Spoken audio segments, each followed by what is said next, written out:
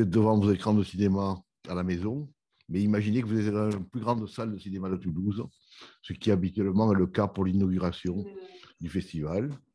C'est les 33e rencontres de cinéma d'Amérique latine de Toulouse, 33e Ciné Latino. Et nous allons faire l'exercice ce soir sur les écrans à cause de la pandémie. Voilà, donc n'hésitez pas à rester bien fixé sur vos écrans parce que nous allons passer toute la cérémonie. Je remercie d'abord l'ensemble des équipes qui ont permis de réaliser cette édition sous forme vidéo et notamment les collectivités territoriales, la mairie de Toulouse, le département de la Haute-Garonne, la région Occitanie et le CNC qui ont maintenu leur aide pour que l'on puisse réaliser cette forme formelle de Ciné Latino qui commence aujourd'hui et pour les 10 jours à venir. Donc, les officiels ne seront pas là présents sur les écrans ce soir parce qu'ils ont des réunions, etc. Mais nous tenons à les remercier. Voilà, donc je disais que le seul officiel qu'on va inviter à parler tout de suite, c'est le François Aimé, le président de l'AFCAE, l'Association française des cinémas d'art et d'essai, puisque notre fonction de festival, c'est d'abord de passer les films en salle, ce que vous ne pouvez pas faire aujourd'hui, de façon à ce que les films latinos arrivent en distribution commerciale en France. On ne peut pas le faire ce soir, mais on continuera de le faire dans les mois et les années à venir. Donc, François Aimé, est-ce que vous êtes là? Oui, je suis là. Merci de votre invitation. Bonsoir à tous. Bonsoir François. Bonsoir François. Merci encore. Et donc, à moi la parole, c'est ça? Oui, c'est ça, c'est à toi de parler. Bon, ben, évidemment, je suis ravi d'être avec vous. Je sais que c'est difficile, c'est une situation qui dure et on n'en voit pas le bout, mais néanmoins, bravo pour votre initiative. Et j'ai bien vu qu'il y avait 2 dates dans la présentation, une première date en distanciel et une seconde en présentiel qui est annoncée et on en est ravis. Alors moi, j'étais en réunion avec le ministère de la Culture il y a seulement une semaine, je le dis quand même comme ça au passage, avec un scénario qui nous a été présenté d'ouverture des salles de cinéma en 3 temps. Un premier temps avec une jauge à 35%, 3-4 semaines après, une jauge à 65%, et puis enfin 3-4 semaines à nouveau après, une jauge à 100%. Donc, ce qu'on espère, c'est qu'entre mai, juin et juillet, ces 3 étapes puissent se dérouler. C'est notre vœu le plus cher, évidemment. Et puis, j'étais en réunion ce matin avec l'autorité de la concurrence, parce que, vous le savez, il y a énormément de films français, mais aussi des films du monde entier, et notamment, bien sûr, des films latino-américains, qui n'ont pas pu sortir en salle de cinéma depuis 9 mois maintenant. Et donc, il y a une forme de gigantesque embouteillage qui risque d'avoir lieu, en fait, au moment de la réouverture. Et je crois que on a demandé à l'autorité de la concurrence et à la médiatrice du cinéma qu'il y ait une régulation, des règles du jeu qui changent pendant cette période qui est si particulière. On espère être entendu. Et je crois que le fait qu'on soit associé ce soir, c'est un beau symbole parce que les festivals ont une très belle mission de faire émerger les films, de les montrer aux professionnels, mais aussi au public.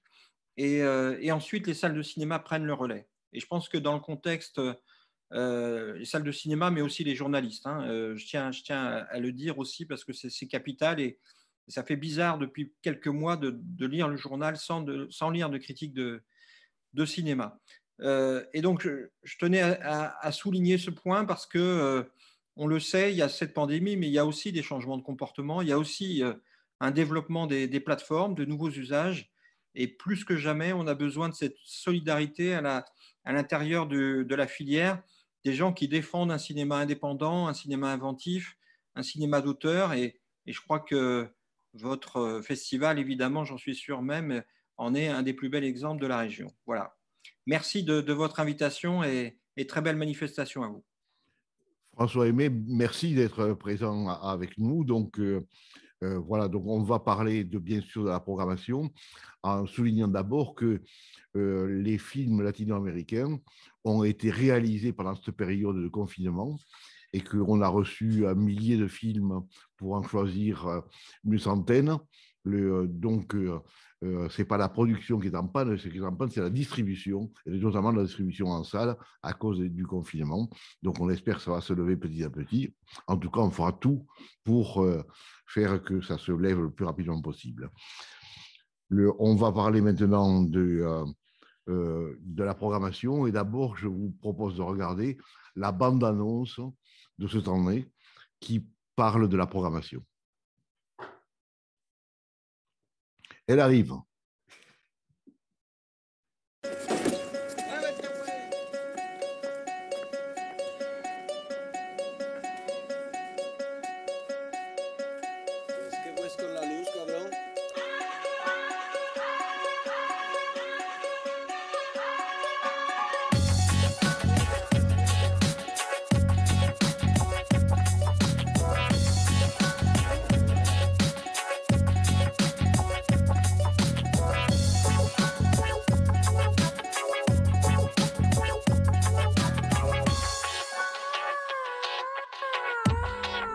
Tiene miedo al muerto.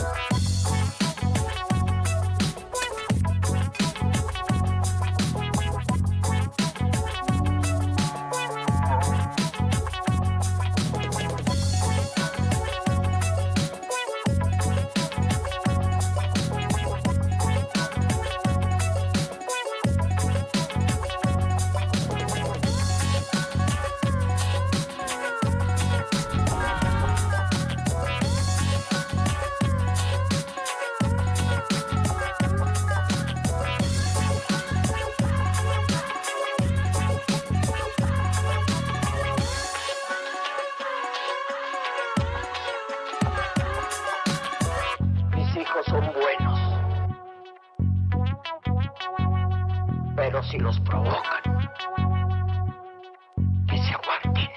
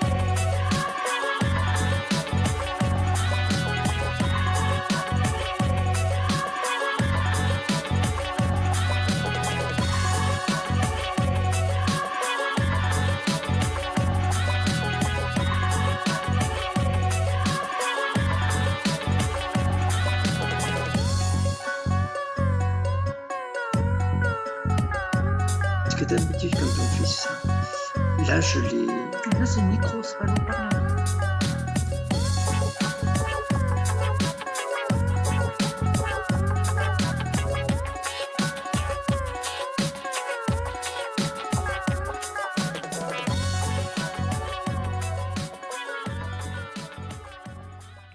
Donc, comme vous l'avez vu, c'est assez simple. Une seule adresse à retenir pour voir les films, online.cinelatino.fr. C'est écrit sur l'écran. Et comme ça, vous avez la possibilité de voir un peu plus de 100 films disponibles partout en France métropolitaine et aussi en Outre-mer, ce qui est nouveau pour nous. Donc, les Antilles, la Guadeloupe, la Martinique, mais aussi la Réunion, mais aussi Tahiti, peuvent voir les films. Voilà, donc la programmation, vous avez vu aussi des petits bouts de ces films. Il y a 12 films en compétition, long métrage de fiction, que vous avez à l'écran. N'hésitez pas à regarder le programme sur cinelatino.fr, vous l'avez en ligne. Ensuite, donc, il y a 7 films en compétition long métrage documentaire. Les 7 sont sur l'écran là, mais là aussi, regardez dans le programme que vous pouvez télécharger, ces films-là. Et Il y a ensuite 16 courts-métrages en compétition, en plusieurs programmes, 3 programmes si ma mémoire est bonne, mais aussi, vous verrez tout ce qu'il y a à voir dans ces 100 films, les découvertes, les perles, les films de compétition de 2020, l'an dernier qu'on n'avait pas pu passer dans les salles, le jeune public, le tango, le panorama des associations, et dans les focus, le goût du rire, vous l'avez vu, Alfredo Castro, qui sera présent en juin peut-être, Sarah le Maldoror, le Enrique Colina, Fernando Solanas, et puis d'autres initiatives, les mardis de l'INA, l'Institut national de l'audiovisuel, le jeudi des abattoirs, et enfin les films en fabrication. Les tarifs, vous les avez vus, à partir d'aujourd'hui, c'est 20 € pour voir tous ces films-là. Ça ne fait pas cher le film. Hein, mais il y a en plus des tarifs préférentiels pour le jeune public, qui est un peu moins cher. Et si vous voulez voir qu'un seul film, c'est 3 € pour aller sur le site. Et vous verrez, c'est très facile de se brancher là-dessus. Enfin, les rendez-vous quotidiens sur les réseaux sociaux, donc à 19h tous les jours en live avec l'équipe, et puis ensuite des rencontres qui auront lieu soit à 17h30, soit à 19h30, soit à 22h, avec les invités de Ciné Latino, qui ne seront pas invités physiquement, mais ils seront invités sur les écrans. Dernière chose, la revue Cinéma d'Amérique latine, les cinémas d'Amérique latine, est une revue qui continue d'exister. On a fait un numéro cette année, avec notamment comme thème le comique dans le cinéma latino-américain. Donc, vous pouvez découvrir cette revue. En allant sur le site, vous verrez comment l'acheter. Cette revue sera disponible, déjà, elle est sortie ces jours-ci. Voilà, donc voilà ce que je voulais vous dire. Hein. Et puis maintenant, je passe la parole à Eva, qui va vous présenter les jurys des compétitions et les films en compétition. Oui, bonsoir. Donc, je vais vous présenter les jurys. Je les remercie tous d'avoir accepté la mission d'être membre du jury à distance et de regarder les films en ligne. Donc, je vais commencer par la compétition long métrage fiction et le Grand Prix coup de cœur et le jury donc coup de cœur. Ce prix consiste en une incitation à la distribution du film primé d'une valeur de 5 000 € qui se répartit en une dotation de 3 000 € pour le distributeur français et une aide au sous-titrage d'une valeur de 2 000 € dotée par le Jolimet. Donc, 5 professionnels du cinéma vont regarder les films. Donc, Anouchka De Andrade, programmatrice, directrice du Festival international du film d'Amiens en France. Voilà. Bonsoir Anouchka. Bonsoir. Pas. Si, ça y est. Ça y est. Ravie d'être ici avec vous. Merci beaucoup, Anouchka. Anouchka, on te retrouvera aussi dimanche pour la rencontre avec Sarah sur Sarah Maldoror, avec Guillaume Robillard du Festival international de Guadeloupe, pour parler de l'œuvre de Sarah Maldoror, n'est-ce pas ? Tout à fait, tout à fait. Ça, c'est un vrai plaisir. Et vraiment, j'étais ravie que l'œuvre de Sarah puisse être invitée dans un festival ciné latino, parce qu'effectivement, c'est vrai, les Antilles font aussi partie, la Caraïbe est souvent parfois oubliée quand on parle ou qu'on se réfère au continent sud-américain. Et c'est un plaisir que de pouvoir partager ces films avec les spectateurs du Festival de Toulouse, Ciné Latino, mais également... comme vous le disiez, avec tous les dom-toms et donc de pouvoir faire cette conversation en direct avec la Martinique, la Guadeloupe et la Guyane qui seront avec nous. Merci. Une très, très belle opportunité. On est très, très heureux de pouvoir mener ce projet à bien grâce à la finalement virtuelle, puisque là, c'est ce qui nous permet d'être en relation avec la Martinique, la Guadeloupe et la Guyane en direct. Christophe Leparc, secrétaire général de la quinzaine des réalisateurs de Cannes et également voisin, directeur de Cinémed Montpellier. Bonjour à tous. C'est le cocktail d'ouverture, donc je suis cœur avec tout le monde. Je vous souhaite une très belle édition. Je suis très, très heureux aussi d'être parmi vous et de participer à ce festival. Je vous félicite pour la mise en place de cette plateforme absolument gigantesque et unique. Je tiens à dire que je ne suis pas un spécialiste du cinéma latino-américain, mais que nous avions eu la chance à Montpellier, au Cinémed, d'avoir lieu fin octobre, malgré le couvre-feu. Et nous avions accueilli une séance de ciné latino qui aurait dû avoir lieu. J'avais découvert... Comment s'appelait ce film, Eva? Sin Señas Particulares, de Fernanda Valadez. Premier film formidable de quelqu'un qu'on entendra vraiment... Qui est quelqu'un à suivre. Donc, je suis tout à fait confiant dans ce qu'on va découvrir cette année et enthousiaste. Voilà. Merci beaucoup, Christophe. Merci de la solidarité, Christophe. Oui, tout à fait. François-Pierre Pellinard-Lambert, rédacteur en chef responsable du service culturel du magazine professionnel le plus important, Le Film Français. Bonsoir, François-Pierre. On ne t'entend pas. Bonsoir. Ah, Bonsoir ça y est. Enchanté de t'accueillir comme membre du jury. Merci de votre confiance. Et ce qui est vraiment extrêmement agréable cette année, c'est de voyager, en fin de compte, même si, évidemment, on est tous coincés. Là, au moins, avec déjà le panorama des films en compétition, plus tous ceux qui sont proposés, au moins, on va voyager à notre façon. Un voyage immobile. Oui. Et Marcela Saïd, réalisatrice de Mariana Los Perros, que l'on présente dans la section dédiée à Alfredo Castro, et également réalisatrice des épisodes de Lupin, qui a été diffusé sur Netflix. Bonsoir Marcela. Bonsoir Eva. Donc, merci. Non, je suis très contente de faire partie du jury. Et c'est un véritable acte de résistance, non? De regarder les films, de faire ces festivals online malgré ce qui se passe. Et pour nous, c'est une grande opportunité de voir ce qu'ils font les cinéastes de mon continent. Je suis vraiment très heureuse. Je ne pouvais pas manquer une opportunité pareille. Merci beaucoup. Merci à toi. Dernière membre du jury qui n'est pas là ce soir, Elina Lowenson, comédienne, notamment dans Les Garçons Sauvages, et la 5e membre du jury. Cette année, donc pour la première fois, la chaîne Ciné Plus remettra un prix de 15 000 euros pour acheter un film à un distributeur français pour le diffuser sur l'antenne.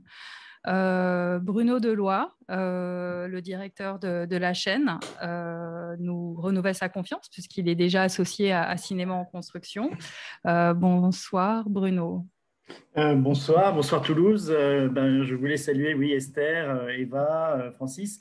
Je regrette de ne pas être avec vous dans le Salon des Illustres. Je me suis un peu perdu dans les escaliers pour venir, mais j'arrive. Donc vous dire, moi je suis ravi d'être associé une fois de plus au Festival de Toulouse.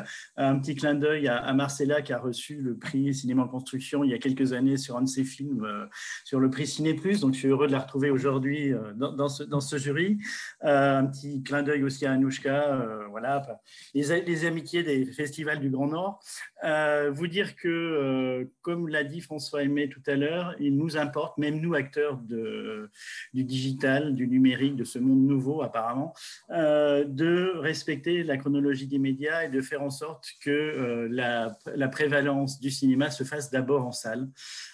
Et c'est pour ça que ce prix induit en fait la possibilité pour un distributeur français d'être assuré d'avoir une vente télévision qui lui assure de prendre le risque de diffuser le film. Et c'est ça qui nous importe, c'est de considérer que le cinéma doit se voir d'abord sur un grand écran, même si aujourd'hui on en est un peu empêché évidemment. Ce petit écran qui qui nous obsède en ce moment ne remplacera jamais le grand. Et donc, il y a un ordre des choses à respecter et nous souhaitons maintenir cet ordre précieux. Donc, ravi donc, d'être associé cette année à la compétition pour choisir un film qui aura donc la possibilité d'être diffusé aussi sur Ciné+, après son exploitation en salle. Merci beaucoup, Bruno. Ouais, Bruno, merci. On n'a pas encore inventé la solution pour faire des repas partagés par l'intermédiaire des paniers repas servis, mais on va essayer d'inventer pour que le cassoulet arrive jusqu'à toi. Merci.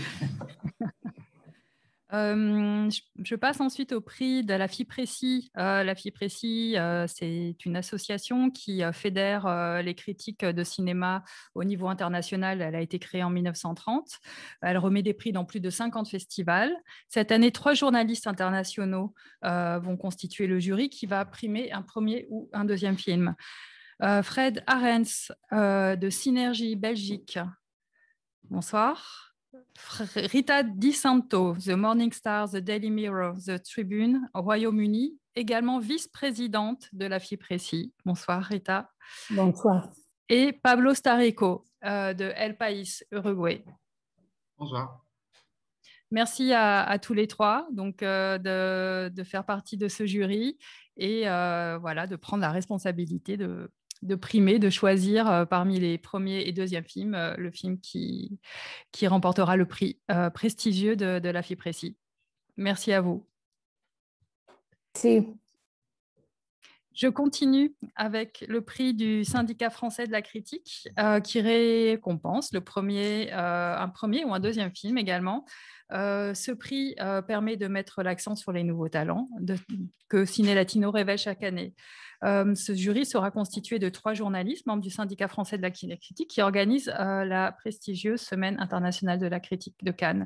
Parmi ces 3 jurys, on retrouve 2 jurys qui avaient participé l'année dernière un peu au pied levé à notre édition annulée en remettant un prix en regardant les films en ligne. Donc, j'appelle Juliette Goffard, critique de cinéma pour Sofilm, études et criticat.com et chroniqueuse pour l'émission Contrebande. Bonsoir Juliette, merci de revenir comme membre du jury cette année. Gaël Martin également était avec vous l'année dernière, cofondateur de Cinématrack, et Christophe Chauville. Voilà, vous rejoint et Christophe est rédacteur en chef de Bref. Donc, on vous remercie tous les 3. Je rappelle qu'il y a un rendez-vous avec vous qu'il ne faut surtout pas manquer. C'est notre masque et la plume à nous et à vous avec la délibération en public qui aura lieu le samedi 27 mars à 17h30, je crois, 17h30, et dans lequel voilà, vous allez délibérer, évoquer les films que vous avez regardés, et c'est toujours passionnant et très enrichissant, et le public peut réagir aussi. Donc, j'invite vraiment tout le monde à participer à ce jury. Merci beaucoup de votre participation. Je finis avec 2 prix que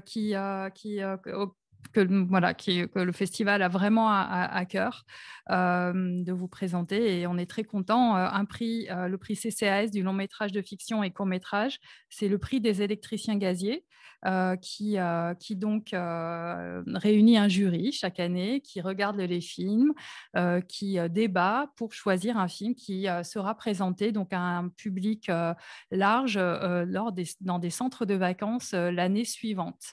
Et vous faites aussi également venir l'invité. Donc, c'est extrêmement important. C'est un travail très précieux que vous faites de sensibilisation et de rendre accessible le cinéma latino-américain. Merci beaucoup pour ce que vous faites. Comme l'électricité marche, on vous voit sur les écrans. Et je finis donc par le prix RIDOC, le prix des cheminots. Le cheminot cinéphile, donc, qui est remis depuis longue date dans le festival. Les cheminots donc, regardent des films et votent pour désigner parmi la sélection des premiers et deuxièmes films également, puisqu'ils sont également sur les jeunes talents, celui qu'ils auront préféré.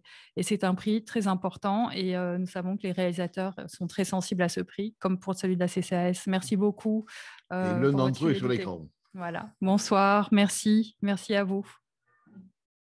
Donc, je vais m'éclipser et je vais laisser la place à Francisca qui coordonne la sélection compétition et découverte documentaire. Donc, Francisca prend la place. Donc, voilà, on va mettre le petit panneau. Merci. Francisca. Merci beaucoup. Alors bonsoir, je suis Francisca Lucero, je fais partie de l'équipe de Ciné Latino et je suis là aussi en tant que membre du comité de sélection des documentaires. Et donc j'ai le plaisir ce soir de vous présenter les jurys de la compétition documentaire. Donc le premier prix de cette compétition, c'est le prix documentaire Rencontre de Toulouse sous l'égide des médiathèques de la région. Ce prix est né de l'attention particulière qu'ont porté la Bibliothèque de Toulouse et Occitanie Livre et Lecture à la production documentaire latino-américaine ces dernières années. Et il sera doté d'une somme versée aux réalisateurs ou réalisatrices du film, attribuée par la mairie de Toulouse et la librairie Terra Nova, que nous remercions chaleureusement, puisque nous fêtons cette année les 10 ans de ce prix. Donc nous sommes ravis de pouvoir renouveler ce partenariat et de pouvoir toujours offrir ce soutien aux réalisateurs de documentaires. Donc, j'ai le plaisir de présenter les membres du jury cette année. Je vais commencer par Lorena Cilleruelo. Lorena Cilleruelo est réalisatrice chilienne. Bonsoir Lorena. Et elle est réalisatrice chilienne, donc, basée en France. Et elle est aussi lauréate de l'appel à projet France 3 Ciné Latino 2018. Et donc, son dernier documentaire, justement, Je suis un garçon, sera diffusé le lundi 22 mars pendant le festival. Donc, et nous sommes ravis de voir ce projet se finaliser. Et félicitations pour ça, Lorena. On a hâte de le voir sur les écrans. Et merci d'avoir accepté de participer au jury cette année. Merci à vous. Nous présentons également Soumaïla Koli, qui est responsable image et son au service médiathèque de la ville de Lodève. Bonsoir Soumaïla. Bonsoir. Aussi Anne Rosenblatt, qui est médiathécaire au pôle jeunesse à la médiathèque José Cabanis. Bonsoir Anne. Et Dominique Rousselet, chargée du cinéma documentaire à la bibliothèque du Carré d'Art à Nîmes. Merci à tous. Et finalement, je présente aussi Harry Boss, donc, qui est programmateur à la BPI, au Centre Pompidou, qui rejoint et complète ce jury et qui va nous adresser quelques paroles. Oui, Bonsoir, merci. Merci Francisca. Je suis vraiment très honoré d'être avec vous. J'ai choisi d'être le porte-parole, mais j'essaye de faire au mieux. On sait tous que le film, comme l'a dit Bruno Leloy, doivent être vus en salle, devant un public en direct. Mais je suis sûr, et je parle d'expérience aussi, parce que nous, au Centre Pompidou, on le fait depuis un petit moment déjà, que les séances en ligne, le contact est peut-être indirect, mais le contact est là et ça a du sens. Et bravo pour cette initiative. Et je suis vraiment ravi non seulement d'être là, mais aussi bien entouré par une cinéaste, une artiste que j'aime beaucoup, Lorena Cilleruelo, et 3 représentants de Médiac en France. Vous savez que je représente la Bibliothèque publique d'information. Nous, on fait beaucoup pour le documentaire. Et aussi, les médiathèques en France font beaucoup pour la promotion et la diffusion du film documentaire. Donc, merci d'avoir choisi tout ce beau monde. Et j'ai hâte de découvrir tous les films documentaires au festival. Merci. Merci à toi. Merci beaucoup, Harry. Alors, ensuite, nous avons le prix Signis du long métrage documentaire et aussi du court métrage documentaire.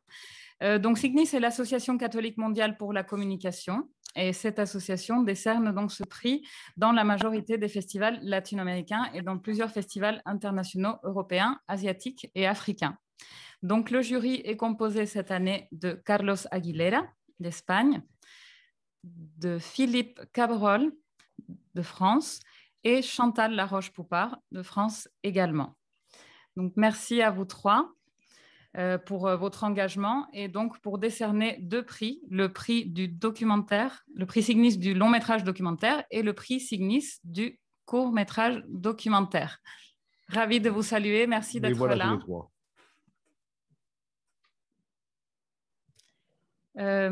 Finalement, je vous... Bonsoir. Merci d'être là. Ensuite, je présente le prix lycéen du documentaire, donc il sera remis par les élèves d'une classe du lycée agricole Beaulieu. Ah, merci. Bonsoir Dominique. Pardon Chantal. Le prix lycéen du documentaire, donc je continue. Il sera remis par les élèves d'une classe du lycée agricole Beaulieu-Lavacan à Auch, avec le soutien de la DRAC et de la DRAF Occitanie. Nous sommes vraiment ravis toujours de renouveler ce partenariat et de faire découvrir notre sélection à ces élèves et d'avoir leur retour une fois qu'on se retrouve au palmarès. Ensuite, je vais passer donc à la compétition de court-métrage. Donc, nous avons le prix révélation du court-métrage fiction. Ce jury est constitué d'un exploitant du réseau Acréamp, d'un professionnel du cinéma de la région Occitanie et d'un professionnel européen. Ils décerneront tous les trois le prix révélation au court-métrage de fiction. Donc, j'ai le plaisir d'accueillir ce soir Pablo Jolin, producteur à Anoki, à Toulouse. Bonsoir Pablo. David Turiat, bonsoir, exploitant cinéma Le Liberty à Mont-Saint-Pran, et qui sont tous les deux là, il me semble. Ah, d'accord. Et ce jury est finalement composé aussi de Étienne Olanier, qui est distributeur, fondateur de Jour de Fête, coprésident du syndicat des distributeurs indépendants et directeur de The Party Film Sales. Donc, tous les trois vont décerner le prix révélation du court-métrage de fiction. Merci beaucoup à vous de participer cette année à ce jury. Et ensuite, le prix court toujours. Donc, c'est grâce au Crous qui réunit un jury d'étudiants d'horizons différents qui désignera le meilleur court-métrage. Donc, les étudiants qui participent cette année sont Elisa Balbona, Catalina Bosch-Torres, Usbert Pérez-Cuevas et Clémentine Van Erck. Et pour finir, le dernier jury, c'est les spectateurs. Donc, le prix du public va être décerné grâce à votre vote. Donc, on vous invite à voter toute la semaine. Jusqu'au 27 mars inclus, vous pouvez voter dans la plateforme. Il y a un lien pour accéder à un formulaire et voter. Nous vous invitons donc à exprimer votre vote. Et le prix donc sera attribué par la Dépêche du Midi. Donc, le prix fiction et documentaire est en partenariat avec la Dépêche du Midi, et vous pourrez aussi choisir le prix du public court-métrage de fiction et documentaire. Et finalement, nous remercions donc tous les membres du jury, vraiment, parce que c'est grâce à votre engagement que nous allons avoir donc un palmarès le dimanche 28 mars à 18h30. Bien sûr, on ne vous parle pas des sections réservées aux professionnels, cinéma construction et cinéma développement, qui auront lieu cette année aussi, comme l'an dernier. Mais ça, c'est une partie réservée aux professionnels. Mais n'empêche que c'est une fonction importante du festival d'aider les films à se terminer et d'arriver en distribution en Europe. Voilà, donc merci à vous. Merci à la Dépêche du Midi d'être associée à nous encore une fois. Le quotidien régional joue un rôle non négligeable, même si ça sera cette fois-ci en vidéo. Donc, mais vous verrez en allant sur le site de Ciné Latino comment voter pour les films pour qu'il y ait un prix du public distribué. Eva, je te repasse la parole pour le film d'ouverture. Oui, le film d'ouverture s'approche. Il va bientôt se déclencher. On va vous présenter la bande-annonce d'abord.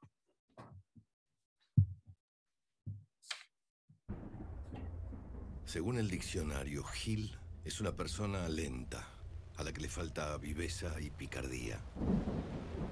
Aunque ya sabemos que es laburante, tipo honesto, gente que cumple las normas, terminan siendo sinónimos de Gil. Pero un día, el abuso al que estamos acostumbrados los giles se convierte en una verdadera patada en los dientes. Y uno dice, basta.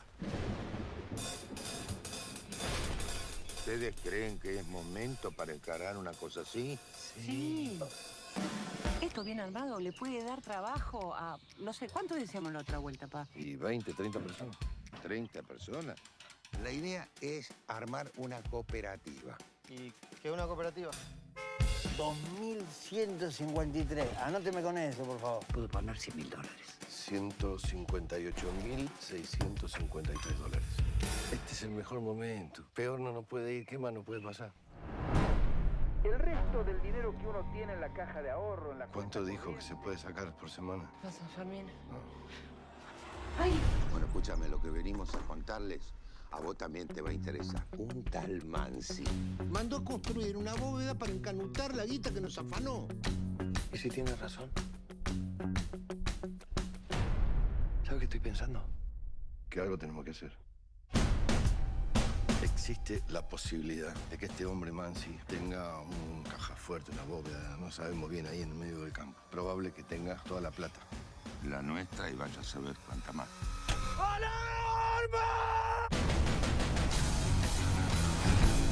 Fortunato Mansi es un monstruo. Cagaron a un país entero y vos te la venís a agarrar con mi marido. No somos chorros. Queremos recuperar lo que es nuestro. Hoy es un día histórico. Vamos a recuperar lo que nos pertenece.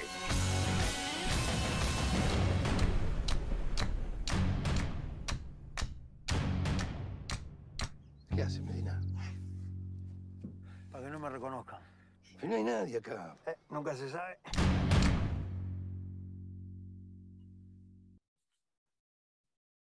Alors, ce film, comme vous l'avez vu, c'est un film argentin, Los Giles, qui est un mot argentin pas traduisible. Et donc, les distributeurs en France ont décidé de l'appeler Heroic Loser, ce qui était une traduction pas du tout française, mais en fait, qui dit bien ce qu'elle veut dire. Oui, effectivement. Donc, Heroic Loser, c'est donc le titre français de La Odisea de los Giles, qu'on pourrait traduire par l'Odyssée des ingénus ou l'Odyssée des innocents. C'est traduit là, par couillon des empotés. Enfin, voilà. Donc, c'est le film qui a fait sauter voilà, le box-office argentin en 2019 avec 1 million de spectateurs. Et il est devenu le film argentin le plus vu de l'histoire du cinéma de ce pays. Le film a reçu aussi le Goya du meilleur film latino-américain en 2020. Donc, vous l'avez compris, c'est une comédie populaire, une comédie légère qui a beaucoup d'atouts, notamment son casting, qui réunit vraiment les grands acteurs du cinéma argentin. Donc, à commencer, vous l'avez vu, par Ricardo Darín, la star, découvert par un large public grâce au film Les Nouveaux Sauvages. Acteur très apprécié partout et particulièrement à Toulouse où va certainement naître un fan club. Mais il n'y a pas que Ricardo Darín, il y a aussi d'excellentes et trop rares Véronica Llinas, Chino Darín, Luis Brandoni, que vous avez vu peut-être dans Un coup de maître de Gaston Duprat, et prochainement en salle dans La Conspiration des Belettes de Juan José Campanella, et Daniel Araoz, le fameux homme d'à côté du film de Gaston Duprat et Mariano Cohn. L'autre atout de ce film, c'est son ancrage dans l'histoire argentine, la crise de 2001. Et le troisième atout, c'est qu'il s'agit d'une histoire de revanche et de solidarité, mais je n'en dis pas plus. Le film est accessible donc toute la soirée. N'oubliez pas de créer un compte gratuit sur online.cinelatino.fr pour y accéder. Bonne soirée. Voilà, donc Merci. Bonne soirée à tous. Le film va démarrer. Je voulais simplement, pour terminer, remercier avec la présentation du carton des partenaires, l'ensemble de nos partenaires qui sont extrêmement nombreux. Et donc, vous les avez là en petit. Prenez la photo et comme ça, vous la garderez chez vous pour voir tous les partenaires. Mais essentiellement, donc, des partenaires institutionnels, c'est le premier carré. Puis ensuite, tous les partenaires qui nous permettent de réaliser Ciné Latino à Toulouse. Et avec le fait qu'on n'oublie pas une pensée particulière pour les directeurs de salles de cinéma de Toulouse, de la métropole et de la région, avec qui nous renouons des contacts dès que la pandémie sera un peu moins forte. J'espère en juin, du 9 au 13 juin, on pourra passer des films en salle. Bonsoir et bon film. Bon film, merci.